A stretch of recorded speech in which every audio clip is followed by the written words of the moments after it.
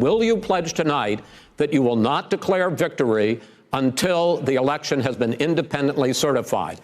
President Trump, you go first. I'm urging my supporters to go into the polls and watch very carefully, because that's what has to happen. I am urging them to do it. I am urging my people. I hope it's going to be a fair election. If it's a fair election, I am 100% on board. But if I see tens of thousands of ballots being manipulated, I can't go along with that.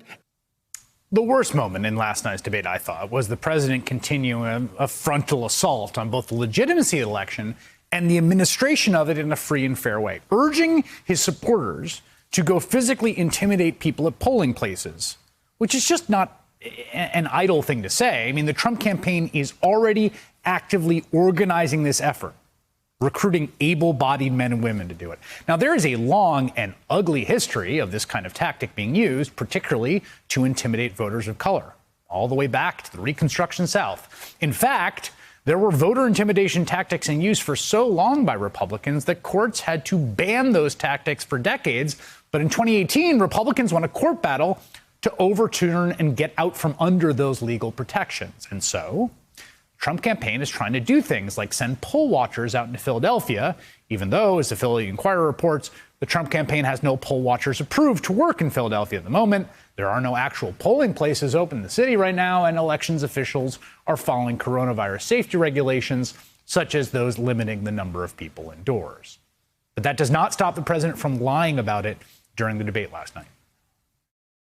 As you know, today there was a big problem. In Philadelphia, they went in to watch. They were called poll watchers, a very safe, very nice thing. They were thrown out. They weren't allowed to watch. You know why? Because bad things happen in Philadelphia.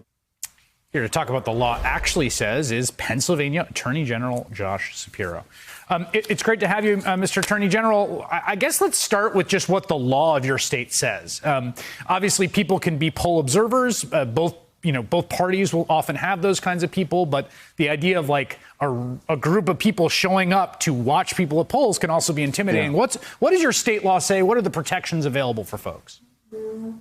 Well, I'm happy to get into the law, but first off, I just want to thank you for using the word lying, because that's exactly what the president's doing. He didn't misspeak. He didn't misrepresent.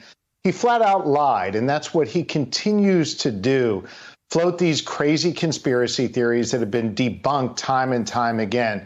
You know, as the Attorney General of Pennsylvania, I deal with facts and evidence and the law. So let's talk about that. The president talked about what happened in Philadelphia just the other day. Here's the deal.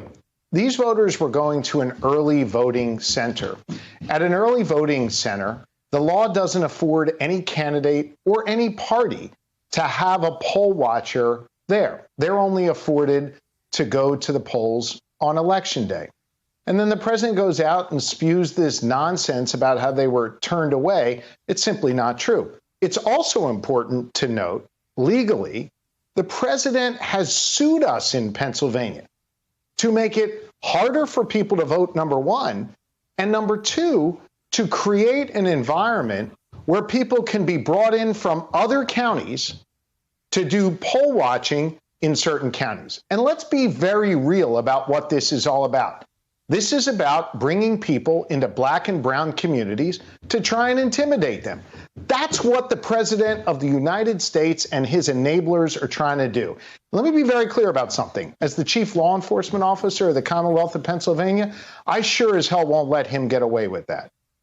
There are a number of lawsuits right now that are being contested, a sort of alignment of the Trump campaign, the state GOP, and state Republican lawmakers attempting essentially to make it harder to vote and make it easier to throw out ballots. I think those are the two sort of lines that they've pursued. Yeah, right. So, and I think that the folks on the other side have won a lot of those suits. They went to the Pennsylvania Supreme Court, but they're going to try to bring this all the way to the Supreme Court. Is that right? I mean, they're still fighting this stuff.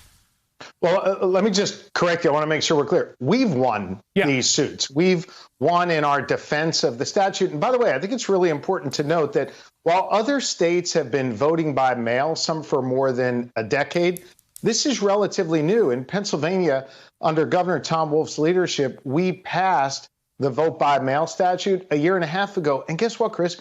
More Republicans voted for that statute than Democrats did. This is a bipartisan effort that should bring people together until Donald Trump started speaking up and tweeting and scaring a bunch of Republicans on the ground. It really was a bipartisan effort. And now he is in court, in our state courts and in our federal courts, suing to try and make it harder for people to be able to vote. I'm just not going to allow that.